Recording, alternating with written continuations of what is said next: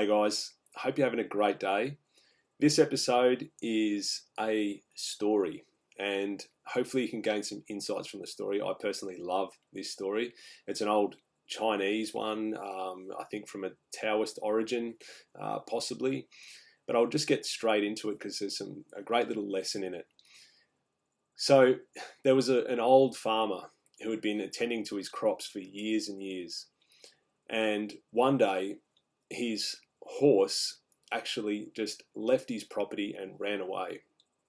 Now, when his neighbours actually found out, they came around and consoled, with the man and just said, "Oh, it's just terrible that your horse has run away." But the old man just replied with, "Well, maybe." And the next day, he was attending to his crops again, and then he noticed that his horse had actually returned. But not on its own. It had actually brought 3 other wild horses with it. And so the neighbours noticed this. They came around and they just said, "Gee, this is fantastic. You've got these horses now. Isn't it amazing?" And the old farmer replied with, "Maybe." So the next day, the farmer's son decided to hop onto one of these wild horses to try to tame it. And while he was on the horse, he actually got kicked off, landed on the ground, and broke his leg.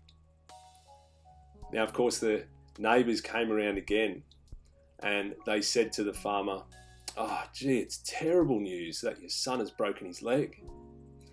And the old farmer just replied with, "Maybe." So the next day, some army officials were doing door knocking around the entire village, and they were recruiting for a war that had started. Now, when they knocked on the farmer's door, they'd actually noticed that his son had a broken leg, and so he wasn't able to obviously be recruited, and the recruiters moved on. So, of course, the neighbours came around again and said, "Oh, gee, that's fantastic news that your son didn't get recruited." And of course, the farmer replied with, "Maybe." So the lesson here is if you try to predict the future, you may be wasting your time and your energy. Because how often do we spend time absorbed into just thinking about all the possible scenarios that could happen in the future? But then 95% of the time, all those scenarios don't even come to fruition. So become like the farmer. So let go, let life actually take its course a little bit more, rather than trying to predict the future. This is actually one of the main causes of us as a westernized population living in a hyper-adrenaline state. So relax into the stream, stop battling against it, and the most important lesson here is to never judge a situation. So try not to label it good or bad, but rather approach it with a curiosity.